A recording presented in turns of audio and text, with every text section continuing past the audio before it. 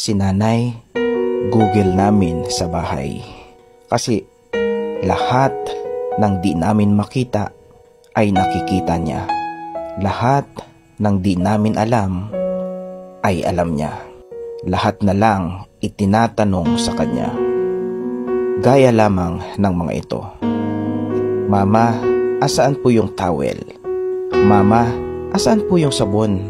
Mama, asaan po yung uniforme ko?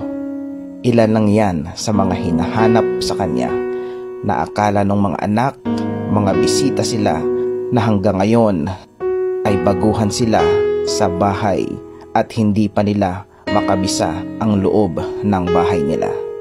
At kahit mga kalat, linisin at hugasin, si nanay pa rin ang nakapapansin. Kasi paano, halos nakatutok sa cellphone screen. Kaya mga anak, pasalamatan nyo lagi ang mga nanay nyo.